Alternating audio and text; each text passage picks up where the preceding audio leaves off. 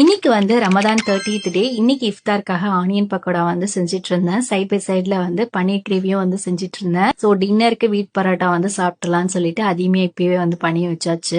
Fruit custard, rose milk, நோம்பு கஞ்சி இல்லாம நோம்பே வந்து கம்ப்ளீட் ஆகாதுங்கிற மாதிரி அதையுமே வந்து செஞ்சு ரெடி பண்ணி அரேஞ்ச் பண்ணியாச்சு.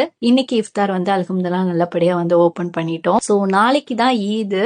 நாளைக்கு மார்னிங் 6 o'clock குள்ளேயே வந்து தொழுகை இங்க இருக்கு. இங்க கவர்மெண்ட்ல வந்து திடல் தொழுகை வேணாம்னு சொல்லியிருந்தாங்க. அதனால வந்து பள்ளிவாசல்ல தான் தொழுகை இருக்கு. கொஞ்சம் ஏர்லியா தான் போகணும், இல்லைன்னா இடம் இருக்காது. சோ எல்லா ட்ரெஸ்ஸஸ் எங்க 3 பேர் ட்ரெஸ்ஸும் வந்து கரெக்டா எடுத்து வச்சுட்டேன் முத நாளே. சோ அந்த நேரத்துல ஹரிபரியா கிளம்பக்குள்ள எல்லாத்தையும் வந்து கலைச்சு போட்டு போற மாதிரி தான் இருக்கும். அதனால வந்து முதல்ல நான் எடுத்து வச்சிட்டு இருந்தேன். இந்த ஃப்ராக் வந்து பாத்தீங்கன்னா என்னோட மாமா வந்து பேபி பிறந்திருக்கக்குள்ள பேபிக்காக வாங்கிட்டு வந்திருந்தாங்க. சோ அது இப்பதான் கரெக்டா இருக்கு. அதனால அதை எடுத்து வச்சிருந்தேன். அதுக்கப்புறமா வந்து இந்த ஹெட் பேண்ட், நெக்லஸ், ஷூஸ் எல்லாமே வந்து வெளியில வந்து பர்ச்சேஸ் பண்ணிருந்தேன்.